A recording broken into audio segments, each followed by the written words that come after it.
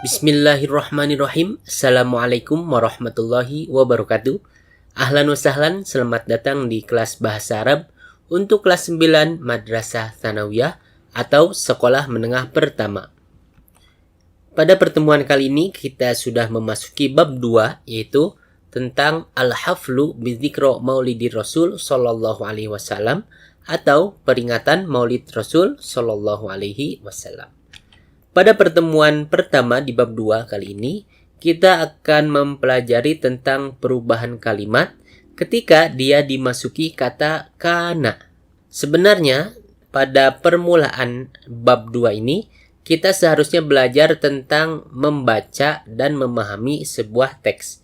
Namun, berhubung kemarin di pelajaran sebelumnya kita menyinggung tentang kana, sepertinya baik juga untuk membahas kana sekarang supaya nyambung pelajaran kemarin dan sekarang. Pertama, kita akan berkenalan dengan kana. Apa itu kana? Kana termasuk fi'lun atau kata kerja. Dalam artian, dia mempunyai bentuk al-fi'lu al-madhi atau kata kerja lampau, dan juga al-fi'lu al-mudhari atau kata kerja masa sekarang dan masa yang akan datang, dan juga dia mempunyai bentuk fi'lul amri atau kata kerja perintah.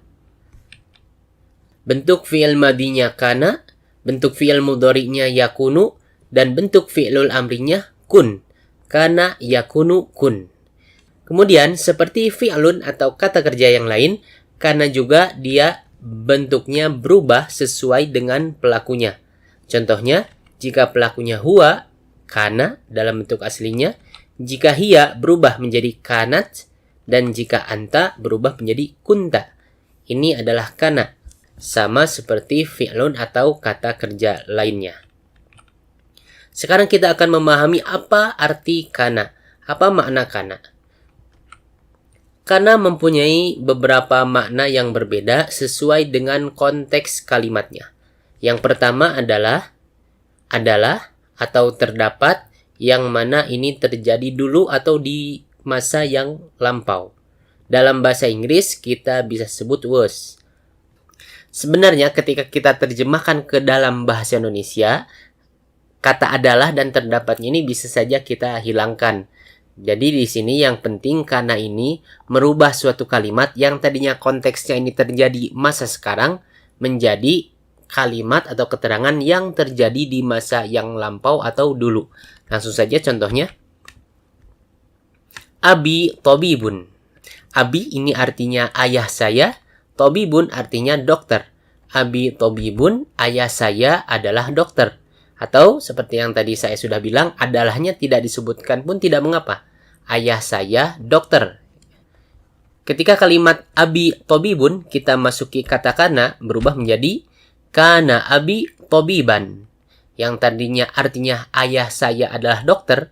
Jadi sekarang nih ayah saya adalah dokter, berubah maknanya menjadi ayah saya dulu adalah dokter. Atau ayah saya dulu dokter. Sekarang bisa dokter, bisa bukan. Contoh yang lain, fil fasli makatibu. Fil fasli artinya di dalam kelas, makatibu artinya meja-meja. Fil fasli makatibu artinya di kelas atau di dalam kelas terdapat meja-meja. Jika kita masuki kata kana ke dalam kalimat ini menjadi kanat fil fasli makatibu. Artinya di kelas dulu terdapat meja-meja. Jadi kalau fil fasli makatibu artinya di dalam kelas sekarang nih terdapat meja-meja. Kalau kita masukkan kanat menjadi kanat fil fasli makatibu, maka artinya menjadi dulu di kelas terdapat meja-meja. Kalau sekarang bisa ada, bisa enggak mejanya.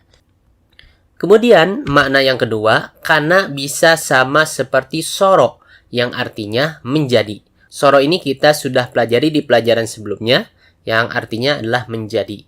Contoh, pertama ini ada contoh di dalam Al-Quran, wasuyyirotil jibalu fakanat saroba. Artinya, dan dijalankanlah gunung-gunung, wasuyirot, dan dijalankanlah al-jibalu gunung-gunung, fa, maka Kanat menjadi saroba fatamorgana. Kanat di sini artinya menjadi. Bedanya kanat dalam artian nomor 1 dan nomor 2. Jika kanat dalam nomor 1 ini kita pakai bentuk fi'il madinya saja. Namun kana dalam artian yang nomor 2 ini kita bisa memakai dia dalam bentuk fi'il madinya seperti ini, kanat, atau dalam bentuk fi'il mudhari'nya. Contohnya yakunu Ahmadu mudarisan, artinya Ahmad yakunu menjadi mudarisan, guru. Ahmad menjadi guru atau Ahmad sedang menjadi guru sekarang. Kenapa di sini ada keterangan sedang atau sekarang? Karena yakunu ini adalah fi'il mudhari yang artinya fi'il ini terjadi di masa sekarang. Yakunu Ahmadu mudarisan, Ahmad sedang menjadi guru. Selain bentuk fi'il madi dan mudhari'nya, kita juga bisa memakai bentuk fi'lul amrinya atau kata kerja perintah. Contohnya kun aliman, artinya jadilah orang yang berilmu. Aliman artinya orang berilmu. Nah, ini kana dalam artian seperti soro, yaitu artinya menjadi. Jadi kita bisa pakai bentuk fi'il madinya atau fi'il mudhari'nya atau bentuk fi'lul amrinya. Makna kana yang terakhir adalah tapi tidak terikat waktu. Jadi hampir sama dengan nomor 1, cuma bedanya kalau nomor 1 ini konteksnya terjadi di masa yang lampau atau dulu. Kalau ini tidak terikat waktu, artinya senantiasa atau selalu. Contohnya, kanallahu ghafuran rahima. Artinya adalah senantiasa Allah Maha Pengampun lagi Maha Penyayang. Jadi kalimat ini kanallahu ghafuran rahiman artinya Allah senantiasa, selalu, dulu, sekarang, dan yang akan datang, Maha Pengampun lagi Maha Penyayang. Dan inilah beberapa makna kana yang berbeda sesuai dengan konteks kalimatnya. Namun, di dalam pelajaran kelas 9 kali ini, kita akan banyak menemukan kana dalam artian nomor 1, atau artinya dulu. Sekarang ke pembahasan selanjutnya, yaitu dampak kana terhadap sebagian kata dalam sebuah kalimat. Perhatikan contoh pertama yang di atas ini. Jika kita perhatikan, kana ini dia masuk ke dalam jumlah ismiyah, abi tobibun. Nah, di sini ada abi tobibun atau jumlah ismiyah. Apa itu jumlah ismiyah? Jumlah ismiyah itu adalah kalimat yang diawali dengan isem. Nah, ini isem. Apa itu isem? Nah, isem itu kata benda. Kata benda menurut bahasa, artinya orang, barang, hewan, tumbuhan, tempat, dan sebagainya itu termasuk kata benda atau isem dalam bahasa. Nah, kalimat yang diawali dengan isem disebut jumlah ismiyah. Dan di sini diawali dengan abi. Abi ini isem, artinya ayah saya. Maka kalimat ini adalah jumlah ismiyah. Jumlah ismiyah terdiri dari mubtada dan khobar. Apa itu mubtada? Mubtada itu isem yang ada di awal atau permulaan sebuah kalimat. Contohnya di sini abi. Dia ini isem yang menjadi permulaan atau awal sebuah kalimat. Sedangkan khobar adalah lafadz yang memberikan keterangan tentang mubtada. Kalau di dalam bahasa Indonesia mungkin bisa kita sebut predikat. Abi ini mubtada, tobibun ini khobar. Ini tentang jumlah ismiyah yang terdiri dari mubtada dan khobar. Sekarang kita kembali ke kana. Kana ketika dia masuk ke dalam jumlah ismiyah, maka ada kata yang berubah. Apanya? Yang berubah adalah khobarnya. Jika kita perhatikan, khobarnya ini berubah harokat huruf terakhirnya. Yang tadinya dia ini dhammah, abi tobibun, khobarnya ini, ketika dimasuki kata kana, berubah menjadi fathah. Kana abi tobiban. Abi tobibun, kana abi tobiban. Jadi, bisa kita simpulkan, kana ini, ketika masuk ke dalam sebuah jumlah ismiyah, maka dia merubah khobarnya, yang tadinya harokat huruf terakhirnya dhammah, menjadi fathah. Namun ada beberapa pengecualian. Apa itu? Pertama, pengecualian pada kata yang bentuknya musanna atau dua. Contohnya di sini mujtahidani. At-talibani mujtahidani. At-talibani artinya 2 orang murid. Mujtahidani orang yang rajin atau tekun atau bersungguh-sungguh. Mujtahidani ini artinya 2 orang yang rajin atau 2 orang yang tekun. Kata ini adalah kata yang bentuknya musanna atau 2. Asal katanya ini mujtahidun. Mujtahidun artinya orang yang rajin atau tekun, cuma 1 orang, atau mufrad bentuknya. Jika bentuknya musanna atau 2, maka tambahkan alif dan nun di akhirnya menjadi mujtahidani. Nah, jika khobarnya ini adalah sebuah ism dalam bentuk musanna atau 2 yang ujungnya ini alif dan nun, maka ketika dimasuki kata kana, alifnya berubah menjadi ya. Yang tadinya mujtahidani menjadi mujtahidaini. Alifnya ini berubah menjadi ya. At-talibani mujtahidani. 2 murid itu orang yang rajin atau tekun. Kana talibani mujtahidaini. Dulu 2 murid itu orang yang rajin atau tekun. Pengecualian yang kedua ini jika khobarnya adalah ism dalam bentuk jamak mudzakkar salim atau jamak untuk mudzakkar untuk laki-laki yang ujungnya ini menggunakan waw dan nun. Contoh zahibuna atau muslimuna atau mudarrisuna dan lain sebagainya. Nah, zahibuna ini bentuk jamak untuk laki-laki. At-tulabu zahibuna ila Jakarta. At-tulabu murid-murid zahibuna. Ini adalah fa'il atau bentuk pelaku bagi pergi. Zahibuna orang-orang yang pergi ila Jakarta ke Jakarta. Zahibuna ini asal katanya kan zahibun. Zahibun artinya orang yang pergi tapi 1 orang atau bentuk mufrad jika bentuk jamaknya menjadi bentuk jamak mudzakkar salim atau jamak untuk laki-laki yang ujungnya menggunakan waw dan nun menjadi zahibuna. Nah, jika khobar sebuah kalimat bentuknya ism dalam bentuk jamak mudzakkar salim seperti ini, zahibuna ujungnya waw dan nun, maka ketika dimasuki kata kana, wawnya ini berubah menjadi ya, sama seperti alif tadi ya.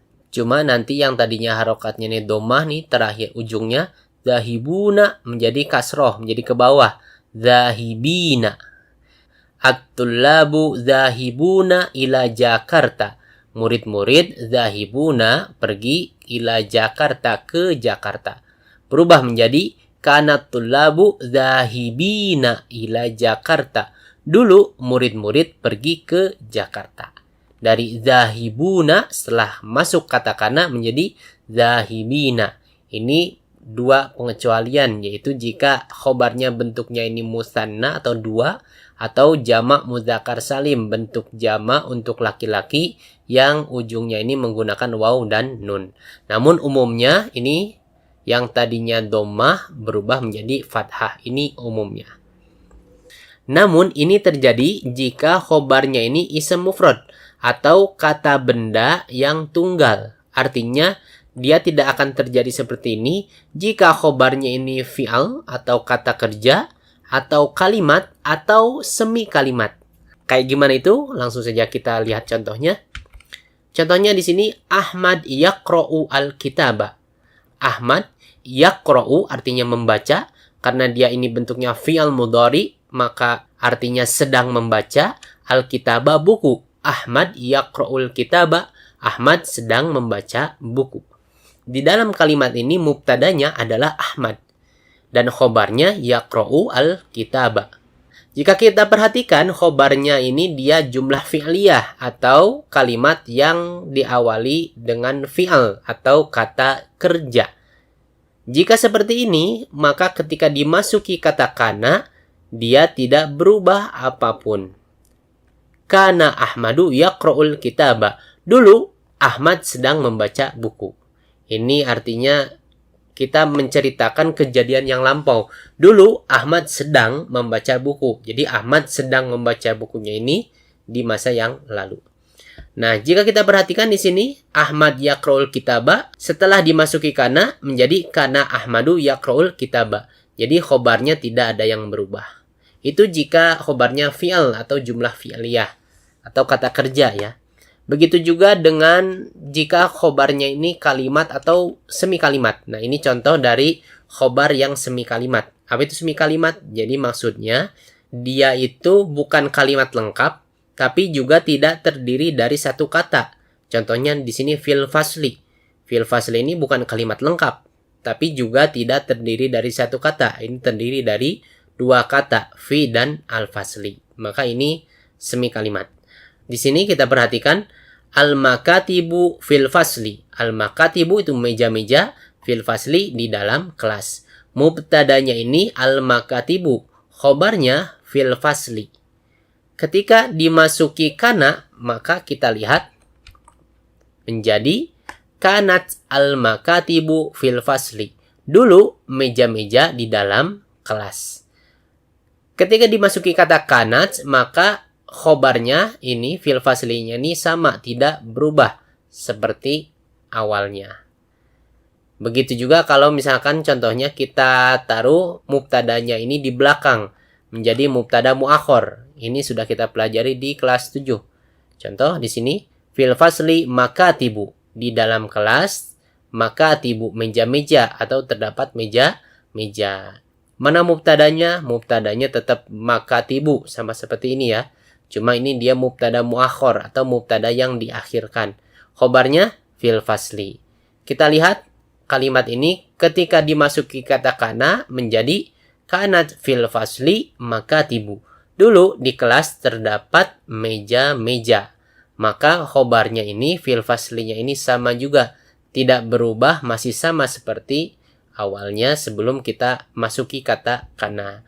Intinya, jika khobarnya ini fi'al atau kata kerja, atau jumlah fi'liyah, atau kalimat yang diawali dengan fi'al, atau kalimat lengkap, atau semi kalimat seperti ini, yang penting bukan ism mufrad atau bukan kata benda yang tunggal, maka dia ketika kita masuki kana kalimatnya, dia tidak berubah sama sekali. Berbeda dengan ism mufrad atau kata benda yang tunggal, dia berubah yang tadinya harokat huruf terakhirnya dhammah, setelah kita masuki kana menjadi fathah. Abi tobibun menjadi kana abi tobiban. Ini umum yang terjadi. Ada beberapa pengecualian. Yang pertama ini jika bentuknya musanna atau dua, yang tadinya alif dan nun, ketika dimasuki kana berubah menjadi iya dan nun. At-talibani mujtahidani menjadi kana talibani mujtahidaini. Kemudian pengecualian juga untuk ism yang bentuknya jamak mudzakkar salim atau jamak untuk laki-laki yang ujungnya ini waw dan nun. Yang tadinya waw dan nun, maka berubah ketika dimasuki kana, berubah menjadi ya dan nun. At-tullabu zahibuna ila Jakarta menjadi kana tullabu zahibina ila Jakarta. Inilah tentang dampak kana terhadap suatu kata dalam sebuah kalimat yang dia masuki. Sekarang ini ada pelajaran tambahan yaitu tasrif fi'il madi atau perubahan bentuk fi'il madi, yang mana fi'il madi ini bentuknya ajwaf. Apa itu ajwaf? Ajwaf itu fi'il madi yang di tengahnya itu ada huruf alifnya. Contohnya qala, saro, dan kana. Mengapa kita bahas ini? Karena kita belajar tentang kana, dan kana ini adalah termasuk fi'il ajwaf. Langsung saja. Ini ada domir atau kata ganti orang ketiga laki-laki atau mudzakkar, huwa huma hum, kemudian untuk muannasnya hiya huma hunna, kemudian kata ganti orang kedua untuk mudzakkar anta antuma antum, untuk muannasnya anti antuma antunna, dan kata ganti orang pertama ana nahnu. Di sini kita kasih contoh ada 3 fi'il ajwaf atau yang di tengahnya ada alifnya. Ini qala, ini ada alifnya di tengahnya. Kemudian ba'a, juga ada alifnya di tengahnya. Dan khofa, ini juga ada alifnya di tengahnya. Kalau kita lihat fi'il madinya ini seperti sama bentuknya ya. Qala, ba'a, khofa. Namun jika kita lihat fi'il mudhari'nya, maka kita akan menemukan perbedaan. Yang pertama, qala yaqulu. Qafnya ini, huruf pertamanya ini berubah harokatnya menjadi dhammah. Qala yaqulu. Kemudian yang kedua, ba'a yabi'u. Huruf pertamanya, ba ini berubah harokatnya menjadi kasrah. Yabi'u. Kemudian, khafa yakhafu. Kalau yang ini, harokat huruf pertamanya, kho-nya ini, maka tetap menjadi fathah. Yakhafu. Khafa yakhafu. Yang ini dhammah, qala yaqulu. Yang ini kasrah, ba'a yabi'u, dan ini fathah, khafa yakhafu. Di sini saya menampakkan 3 macam fi'il yang berbeda karena nanti akan berbeda tasrif atau perubahan bentuknya juga. Langsung kita mulai saja. Pertama untuk huwa. Huwa ini kita menggunakan bentuk aslinya yaitu qala, ba'a, dan khafa. Kemudian jika huma kita tambahkan alif menjadi qala, kemudian ba'a, dan khafa. Untuk hum kita tambahkan waw sukun menjadi qalu, ba'u, dan khafu. Untuk hiya kita tambahkan ta sukun, qalat, ba'at, dan khafat. Untuk huma kita tambahkan ta dan alif menjadi qalata, ba'ata, dan khafata. Nah, di sini perbedaannya. Untuk hunna, jika fi'ilnya ini fi'il biasa atau fi'il sahih, maka kita menemukan kan harusnya huruf terakhirnya ini menjadi sukun kemudian ditambahkan na. Kalau kita praktekkan ke qala misalkan, maka menjadi qalna. Apakah seperti itu? Ternyata tidak. Kalau qala, jika dia ini yang melakukan adalah hunna, maka dia berubah menjadi qulna. Jadi untuk fi'il ajwaf ketika hunna, pertama alifnya dihilangkan. Alifnya hilang. Kemudian qafnya ini, harokat qafnya ini berubah seperti harokat qaf yang ada di fi'il mudhari'nya, yaitu dhammah. Kemudian tinggal kita tambahkan na menjadi qulna. Qala qulna. Untuk ba'a sama seperti qala tadi, pertama apa? Kita hapus alifnya, kemudian harokat ba-nya ini mengikuti harokatnya atau harokat ba ketika dia berada di fi'il mudhari yaitu kasroh, menjadi bi tambahkan na, bi'na, ba'a, bi'na. Sedangkan untuk khofa, pertama hilangkan alifnya, kedua harokat huruf kho-nya ini dia tidak mengikuti hurufnya ketika berada di fi'il mudhari yaitu fathah, tetapi menjadi kasroh, kemudian ditambahkan na menjadi khifna. Jadi huwa qala, hunna kulna, huwa ba'a, hunna bi'na, huwa khofa, hunna khifna. Ini menjadi dhammah, ini menjadi kasroh, dan ini menjadi kasroh. Untuk selanjutnya, anta, antum, antum sampai nahnu ini sama seperti hunna, tinggal kita ganti saja ujungnya. Contoh di sini, anta, kulta, bi'ta, khifta. Antuma, kita ganti tuma di ujungnya menjadi kultuma, bi'tuma, khiftuma. Antum, tinggal kita ganti ujungnya menjadi tum, kultum, bi'tum, khiftum. Anti, kita ganti menjadi ti, ujungnya menjadi kulti, bi'ti, khifti. Antuma sama seperti ini, kita ganti menjadi tuma, ujungnya menjadi kultuma, bi'tuma, khiftuma. Kemudian antunna tinggal kita ganti menjadi tunna, ujungnya menjadi kultunna, bi'tunna, khiftunna. Anta tinggal kita ubah menjadi tu, ujungnya menjadi kultu, bi'tu, khiftu. Kemudian nahnu tinggal kita ganti menjadi na yang panjang ujungnya, maka menjadi kulna, bi'na, khifna. Nah, ini dia tasrif atau perubahan bentuk fi'il ajwaf atau fi'il yang huruf keduanya atau di tengahnya ini alif. Jadi kita harus mengetahui bentuk mudhari'nya dulu supaya nanti ketika berubah di sini sesuai. Jika huruf pertamanya ini dia harokatnya dhammah di mudhari'nya, maka menjadi dhammah. Jika harokat huruf pertamanya ini di mudhari'nya ini kasroh, maka menjadi kasroh. Jika harokat huruf pertamanya di mudhari'nya ini fathah, maka menjadi kasroh. Kulna, bi'na, khifna. Jangan lupa alifnya dihilangkan. Sekarang kita praktekkan ke fi'al yang sedang kita pelajari, yaitu kana. Kana itu fi'al mudhari'nya apa? Yakunu. Kana yakunu. Kana yakunu ini mirip mana? Qala yakulu, ba'a yabi'u, atau khofa yakhofu. Kana yakunu ini mirip dengan qala yakulu. Jadi kita akan gunakan qala yakulu ini sebagai rumus untuk tasrif atau perubahan bentuk fi'al kana. Langsung kita praktekkan. Ini yang pertama, di sini ada tasrif qala yakulu atau qala yang telah kita pelajari tadi. Sekarang kita praktekkan ke kana. Pertama huwa.